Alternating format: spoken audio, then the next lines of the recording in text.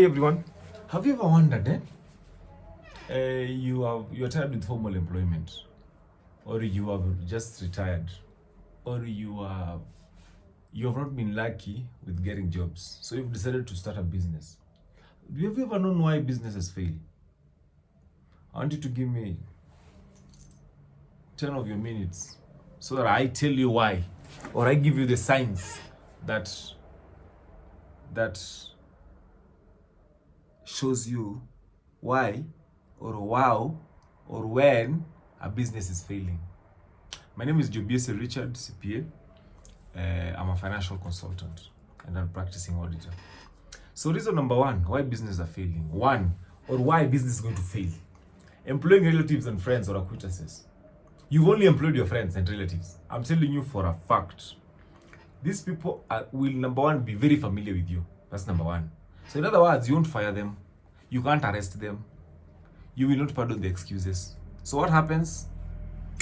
Familiarity brings what? Contempt. That's what the Bible says. So, reason number one why your business is going to fail is because you're having those people.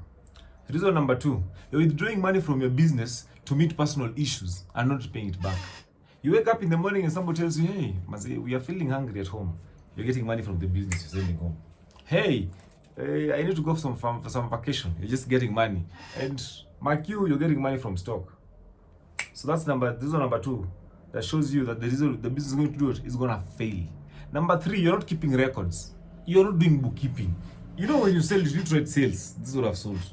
Purchases, this is what I've bought. Have 3 books. Book number one should be a book for purchases, whatever you're buying. Book number 2 should be a book of sales, whatever you've sold, and every day. Book number 3 should help you on doing expenses. All expenses, whatever you've done, whatever you have incurred, all expenses you've incurred, whether be it rent, be it salaries, make sure everything is put in paper. You can't say now because the business is mine, I don't need to write down. My friend, that business is going to fail. It will fail like it never existed. Reason number 4, cash flow problems. There comes a times when now money is not flowing in. Money is not flowing in as it's supposed to. You realize that money. So when there are cash flow problems, that business will flow. There are high reasons for there are high likelihood that business is going to fail. Number 5, declining sales or low sales. You just realize time has come when you're not selling anymore. Or if you're selling, the sales have gone down.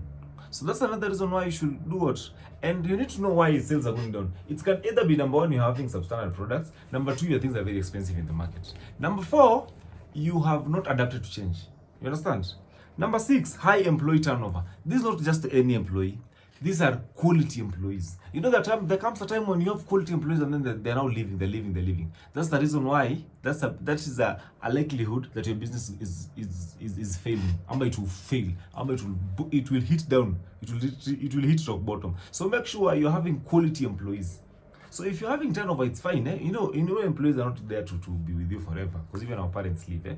But just make sure that you're having quality employees. Sometimes you have to compromise just to have them around.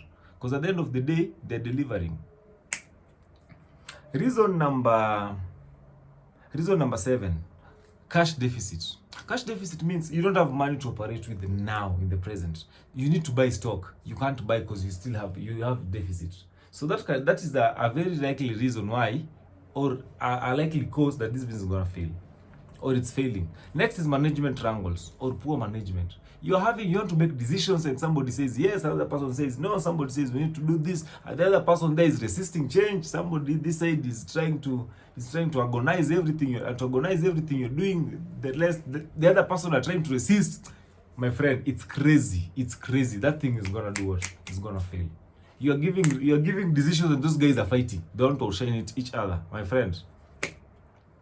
Reason number 9, that is we said poor management. Number 10, we said communication barriers. You've communicated something, and these things are not hitting down. You're saying let's have left. Okay, from next month. Okay, let me give an example. Our vision, let's say for example, just on college, our main goal is to ignite leaders. So that is the main goal. So what our mission is training them. So we need to train them. Some of our pillars will be, we have student engagement. Next, we have ICT. So in other words, you're having the vision, you're having the pillars, the strategic pillars, and you're having all this that needs to be communicated so that our employees will understand, but they do not understand. So you're not going anywhere. Because you are supposed to go left and others are going right. Others are going right, you're going left. So communication barriers. It's crazy. Number 19, so number 11, having many employees. You know, you might realize you're actually starting the business.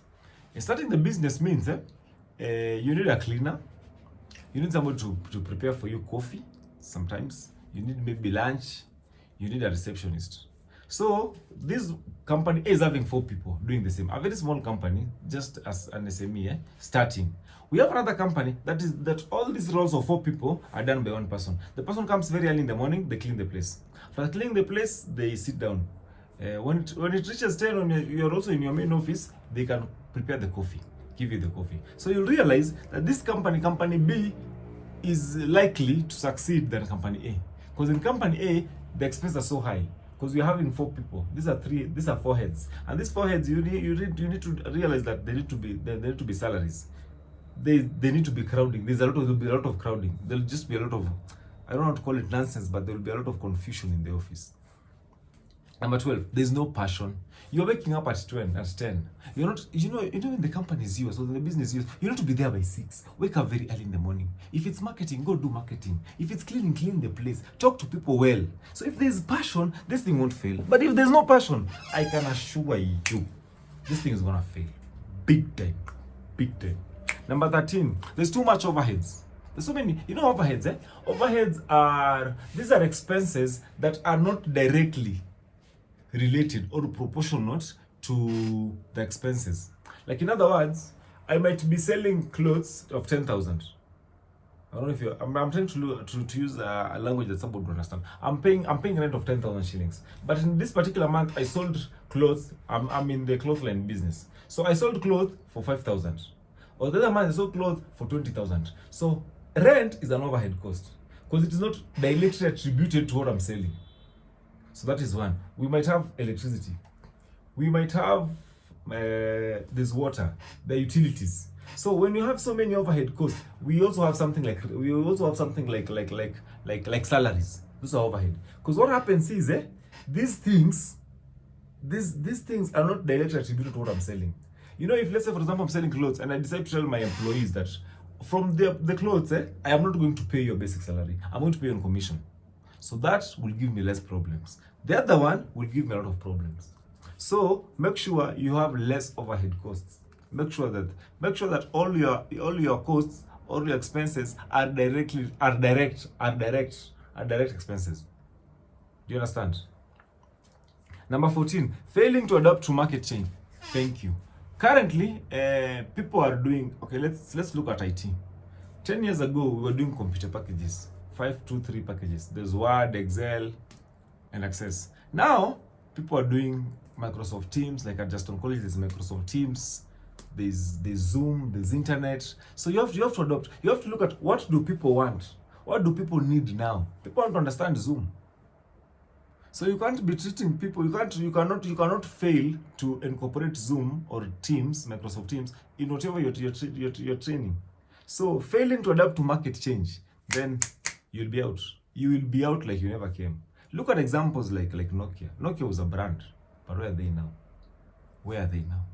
Where are they now? Where are they now? Apple has just come. Because they failed to do it. Look at BlackBerry. They fail to adapt to change. Change is very important. Market change is very important. Next is unsustainable growth. You might open one office, you are here, you are looking at finances.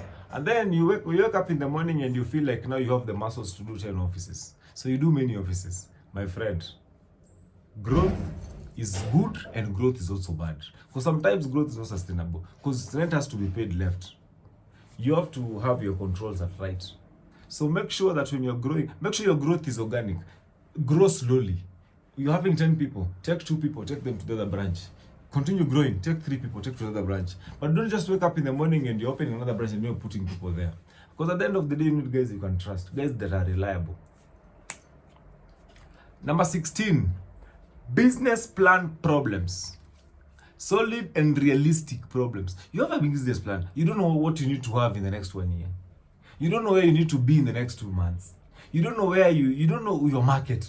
You don't understand where you need to source your problem, where to source your stuffs. You've not done your market research. So you have to make sure you have a business plan.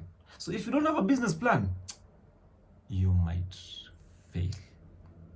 So that is a catalyst for failure. Next, we are talking about ineffective marketing. So you are marketing in the wrong places. You are hiring wrong people. You are selling the wrong products in the wrong, or you're selling the right products to the wrong people. You're selling pigs in the Arab environment. I don't know if you're making sense. You're selling because somebody else is selling. You're selling because you saw somebody else do what? You saw somebody else post it online. Make sure you have done what we call effective marketing. Next is being behind on payments. You know, when you start being behind on payments, what happens is things will accrue. And if you're paying rent, let's say for example it's 20,000, and then you're behind in 3 months, that's 60,000. And your business is giving us 30,000, it will be a problem to pay all this. So make sure, try as much as possible to be prompt on payments. If it is rent, make sure you're paying it every month. Make sure just try and make sure that you don't have problems with your creditors. Because if you have problems with your credit, what happens? They don't, your suppliers won't bring stuffs. They cut them. So once they do that, you don't have anything to sell. So what happens? You'll be out of business. Then you also have some number 19, customer complaints growing daily. Customers are complaining, number one, your services are poor. Number two, customers are complaining they're not getting value for money. Of course, in every 100%, you'll not fail to get 2 or 5%. But if they come to 30%, then there's a problem. Then on these customer complaints, make sure that there are channels where you do what? You talk to the customers. Let's say, for example, you need to employ a lot of PR in that. Let's say, for example, somebody goes to online and says, "Oh, this company treated me wrong."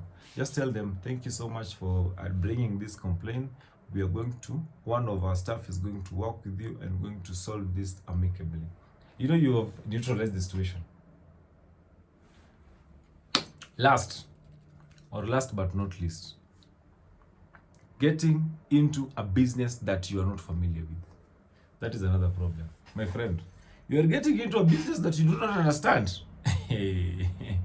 It's like getting into the cockpit of the aeroplane with a driving license that is for class C1, like mine. You cry. So make sure in all this, the 20 points I've given out, make sure in all the 20 points, you're working on them. Because the motive of any business is to make money, is to get profit. Make sure you're getting profit. Anyway, thank you so much. And I do not say that will make you fail. You can pump more money. You can bring experts. You can pump more money. You can bring in experts. You can develop passion for your business. You can reduce the overheads. You can try as much as possible to pay on time. If you are behind on payments, get a loan that is not very expensive, a loan whose cost is very low. Adapt to changes. Just make sure you are communicating, you're having meetings and talk to your people. And then at the end of it all, we do what? We'll make it. Thank you so much. My name is Jobiese. Subscribe if you've not. Call me, text me, or SMS me if you're having a problem, any business or financial problem. Thank you and God bless you.